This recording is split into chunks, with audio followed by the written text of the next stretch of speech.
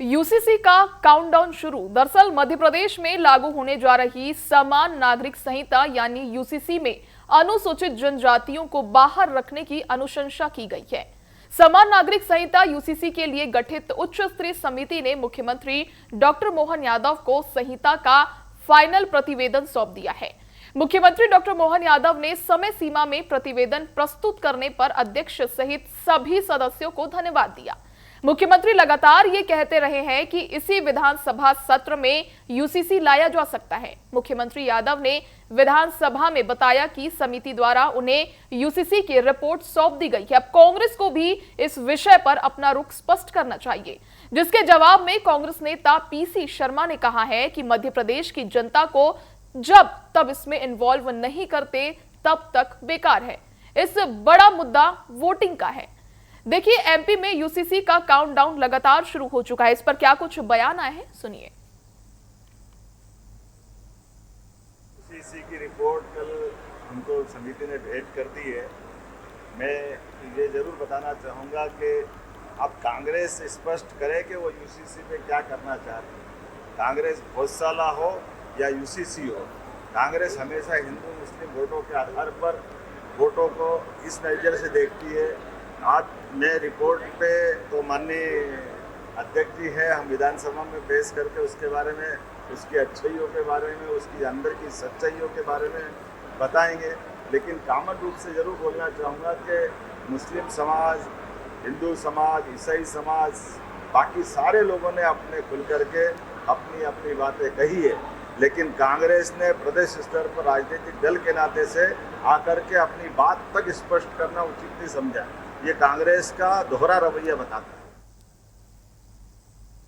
और आम आदमियों से चर्चा होके इसको लाया जाए। अभी यह कुल प्रतिनिधियों से इन्होंने डिस्कस किया है, लेकिन आम लोगों की राय ली जाए।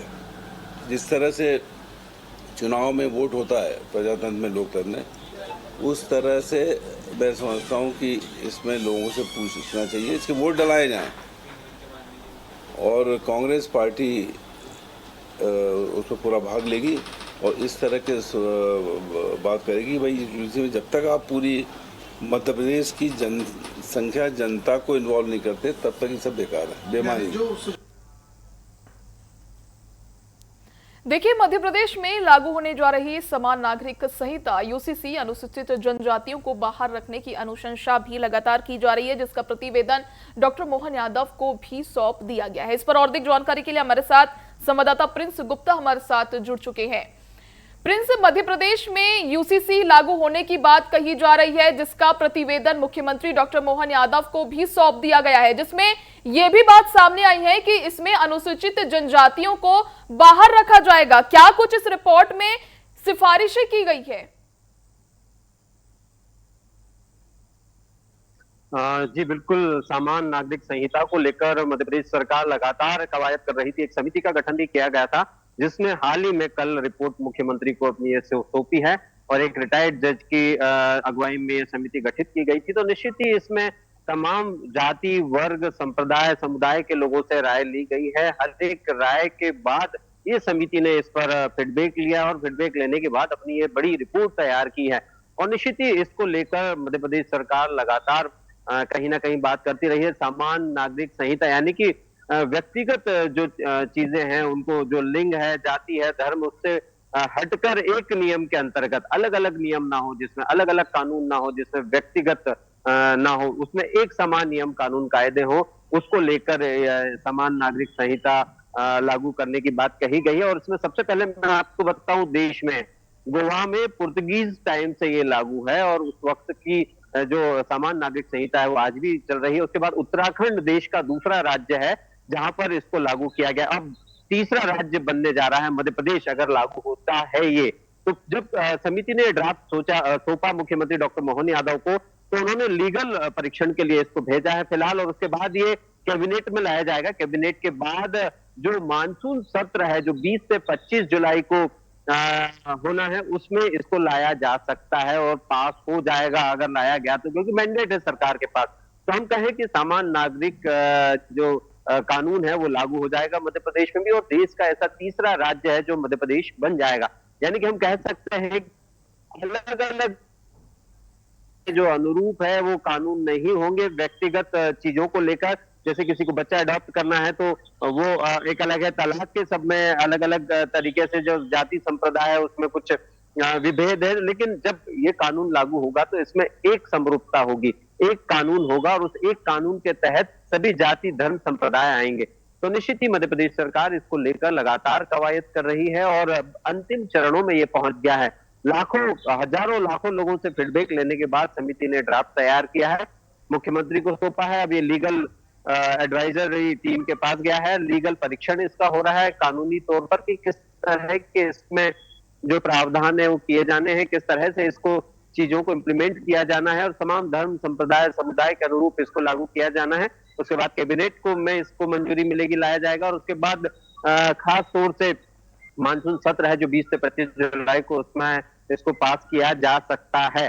तो निश्चित ही इसमें तमाम चीजें सामने आ रही है और इसमें एसटी वर्ग को आगे अलग रखने की बात की जा रही है कि एसटी वर्ग को इस कानून से अलग रखा जाए, तो उस पर भी एक अलग बातचीत हो रही है। लेकिन विपक्ष की अगर हम बात करें तो एक समरूपता की बात विपक्ष कर रहा है कि इसको लाने से पहले तमाम राय शुमारी की जानी चाहिए, तमाम लोगों को इसमें प्रतिक्रिया लेनी चाहिए और एक रूपता के साथ इस कानून को लागू करना चाहिए। तो अभी मिलीजुली प्रतिक्रिया विपक्ष की आ रही है। पूर्व कानून मंत्री रहे पीसी शर्मा ने भी अभी कहा है कि निश्चित ही इस पर जब तक एकरूपता नहीं आए इस कानून को लागू मध्य प्रदेश में नहीं करना चाहिए। अब देखना यह होगा कि मध्य प्रदेश सरकार इसको लागू करने से पहले कितनी कवायद पूरी करती, क्या क्या चीजों की जो तैयारी है मध्य प्रदेश सरकार की इस कानून को लागू करने की वो करेगी। और आने वाले समय में मध्य प्रदेश में अगर ये लागू हो जाता है कानून तो निश्चित ही देश का तीसरा सबसे बड़ा राज्य ये होगा। जी बिल्कुल प्रिंस, अगर देखा जाए तो मुख्यमंत्री ने कांग्रेस से यूसीसी पर अपना रुख स्पष्ट करने की भी बात कही है, लेकिन इसी बीच ये भी है कि कांग्रेस जनभागीदारी और वोटिंग की भी बात कर रही है। इस मुद्दे पर दोनों दलों के बीच राजनीतिक टकराव किस तरह से आगे दिखाई दे सकता है? जी बिल्कुल, विधानसभा में जब ये लाया जाएगा बिल, यूसीसी बिल, तो निश्चित ही उस पर कहीं ना कहीं वोटिंग की बात विपक्ष कर रहा है और उसमें समान रूप से एक मत होने की बात भी कह रहा है कि सबको एक मत करके इसको लाया जाए। तो विभेद है, पीछे नहीं है विपक्ष। विपक्ष का कहना है कि हम साथ हैं इस बिल को लाने के, लेकिन उसके पहले जो कानूनी प्रक्रिया है, जो एक तरह से तमाम चीजें हैं इस बिल को लाने से पहले कि उन प्रक्रियाओं को पूरा करना चाहिए बिल्कुल न्याय संगत तरीके से, उसमें कोई विभेद नहीं होना चाहिए। तो हम कहें कि एक मिलीजुली प्रतिक्रिया जो है विपक्ष की मिल रही है, विपक्ष हाँ भी कर रहा है और ना भी कर रहा है, यानी कि दोनों के बीच कई बात अभी विपक्ष की तरफ से हो रही है। तो हमें देखना यह होगा कि जब विपक्ष एक रूपता के साथ इसके साथ खड़ा होगा, इस कानून के साथ तमाम चीजों को लेकर, तो मुझे नहीं लगता है कि बिल्कुल एकरूपता दिखेगी, क्योंकि कहीं ना कहीं सरकार अपने पक्ष की तरफ अपना पक्ष रखते हुए इस कानून को आगे लाएगी। तो ये तो आने वाला वक्त ही बताएगा। विधानसभा में जब ये बिल पेश किया जाएगा, इस पर बहस होगी, तमाम कानूनी पेचीदगियों को बताया जाएगा, तमाम चीजों को सुलझाते हुए कहा जाएगा कि किस तरह से ये बिल आम नागरिकों के हक और हित का है।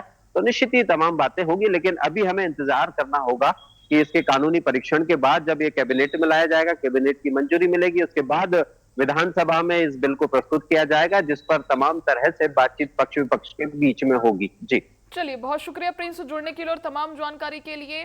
तो बता दें, मध्य प्रदेश में लागू होने जा रही यूसीसी नागरिक संहिता पर लगातार पक्ष और विपक्ष आमने सामने। आपको बता दें कि इसमें खास तौर पर एसटी वर्ग को बाहर रखने का तर्क दिया गया है। समान नागरिक संहिता यूसीसी के लिए गठित उच्च स्तरीय समिति ने मुख्यमंत्री डॉक्टर मोहन यादव को संहिता का फाइनल प्रतिवेदन भी सौंप दिया है। मुख्यमंत्री डॉक्टर मोहन यादव ने समय सीमा में प्रतिवेदन प्रस्तुत करने पर अध्यक्ष सहित सभी सदस्यों को धन्यवाद भी दिया। वहीं मुख्यमंत्री लगातार ये कह रहे हैं कि इसी विधानसभा सत्र में यूसीसी लाया जा सकता है। अब ये देखने वाली बात होगी कि ये जो प्रतिवेदन अभी मुख्यमंत्री डॉक्टर मोहन यादव को सौंपा गया है वो कैबिनेट तक कब पहुंचता है और आगे क्या कुछ फैसले लिए जाते हैं। फिलहाल आज की 2 खबर दोपहर में इतना ही। आप बने रहिए टीवी 24 के साथ। नमस्कार।